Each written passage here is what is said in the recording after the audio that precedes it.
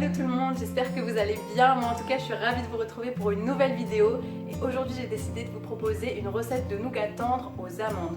Alors ce nougat il est juste top pour les fêtes de fin d'année. Moi en général ce que j'aime bien faire c'est de le glisser dans un petit panier gourmand que j'offre ensuite à tous les gens que j'aime. Et bon, autant vous dire qu'ils sont ravis quand ils le reçoivent. Alors pour cette recette, vous risquez de ne pas avoir tous les ingrédients et de ne pas avoir tout le matériel. Pas de panique, Lolo la débrouille a pensé à tout.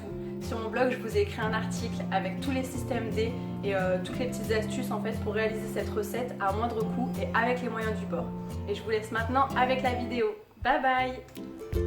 Pour réaliser de beaux nougats, vous aurez tout d'abord besoin de 2 feuilles Azim. Ce sont des feuilles qu'on peut trouver dans le commerce à Alice Délices, Zodio ou Cultura par exemple. Et si vous n'avez aucune de ces enseignes vers chez vous, vous pourrez aussi les trouver sur internet. Je vous mettrai les liens en barre d'infos. Il vous faudra aussi 375 g de sucre, 50 g de blanc d'œuf, 95 g de glucose, mais si vous n'en avez pas, je vous propose d'autres alternatives sur mon blog, 140 g d'eau, 20 g de sucre glace, 120 g de miel et 300 g d'amandes. Et je commence tout d'abord par torréfier mes amandes. Pour cela, je les installe sur ma plaque avec une feuille de papier cuisson et je les enfourne à 170 degrés pendant une quinzaine de minutes. Dans une casserole, je rajoute ensuite mon eau, mon sucre et le glucose. Et je fais chauffer le tout. Dans la cuve de mon batteur, je vais ensuite rajouter mes blancs d'œufs et mon sucre glace. J'installe mon fouet et je réserve pour plus tard. Je n'oublie pas de sortir mes amandes du four et pour vérifier qu'elles sont bien torréfiées, j'ai ma petite astuce. Il suffit d'en couper une en deux et de vérifier qu'elles sont bien cuites à l'intérieur. Elles doivent avoir une belle couleur dorée jusqu'au centre. Lorsque votre sirop commence à frémir, il est temps d'y installer votre thermomètre de cuisson. Et oui, malheureusement, il est indispensable puisqu'il va falloir monter la température à un degré bien précis, 155 exactement. Vous pourrez en trouver en grande surface, dans les hypermarchés et même sur internet à moins de 10 €.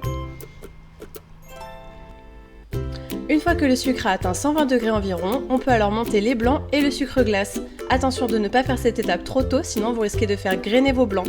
Vos blancs doivent avoir une consistance mousseuse, mais pas trop montée. Lorsque la température du sucre a atteint 155 degrés, on le verse en petits filets sur les blancs en fouettant à vitesse lente.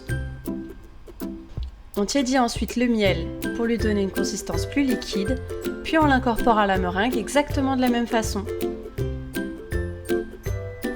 Une fois que le sucre et le miel sont bien incorporés à la meringue, on peut ensuite augmenter la vitesse du batteur.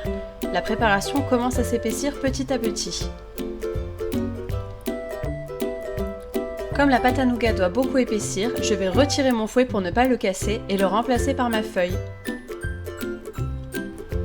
Je vais ensuite continuer à mélanger jusqu'à ce que ma pâte tiédisse et s'épaississe encore. Lorsque ma pâte est suffisamment épaisse, je rajoute ensuite mes amandes, puis je vais les battre tout doucement à la feuille pendant 3 à 4 secondes maximum. Lorsque mes amandes sont bien incorporées à ma pâte, je viens délicatement débarrasser ma feuille à l'aide d'un couteau.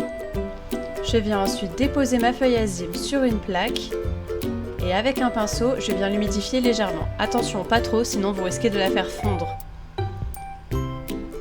Je débarrasse ensuite ma pâte à nougat sur ma feuille Azim.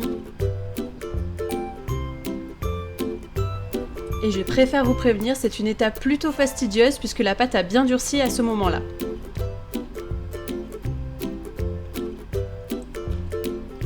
Je vais ensuite essayer de lui donner la forme la plus carrée possible avec mes mains. Et je n'hésite pas à couper les morceaux qui dépassent et à les rajouter de ci de là pour avoir une forme bien carrée. Avec un pinceau, je vais ensuite très légèrement humidifier le haut de mon nougat. Puis je place ma deuxième feuille Azim par-dessus. Je vais ensuite bien l'aplatir avec un rouleau à pâtisser pour que la feuille colle sur toute la surface de mon nougat.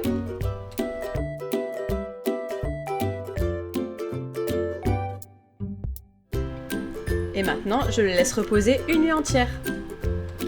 Le lendemain, une fois que mon nougat a bien durci, je vais pouvoir maintenant parer les bords. Pour cela, je vais me munir d'un couteau-scie et je vais réaliser de petits mouvements pour scier chaque côté de mon nougat.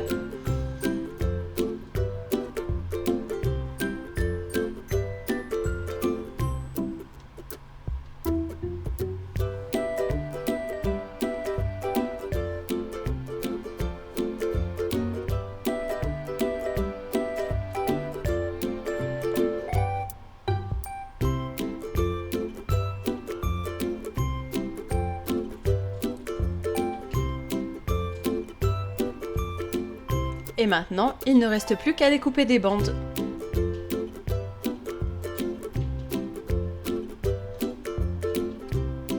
Et voilà notre nougat. Une fois que vous avez taillé toutes vos bandes, vous pouvez ensuite les découper en petits tronçons de la taille de votre choix. Et voilà, nos nougats sont terminés. Il ne reste plus qu'à les emballer bien hermétiquement pour éviter qu'ils ne fondent en reprenant l'humidité. Et voilà, c'est déjà terminé, cette vidéo touche à sa fin, j'espère qu'elle vous a plu. Si c'est le cas, n'hésitez pas à me mettre un petit pouce bleu et surtout à vous abonner. Vous trouverez toute la recette en barre d'infos et pour plus d'explications, je vous donne rendez-vous sur mon blog. Vous me trouverez aussi sur Facebook et sur Instagram et je vous mets tous les liens en barre d'infos. Quant à moi, je vais me faire une petite indigestion de nougat et je vous dis à très vite pour une prochaine vidéo. Bye bye!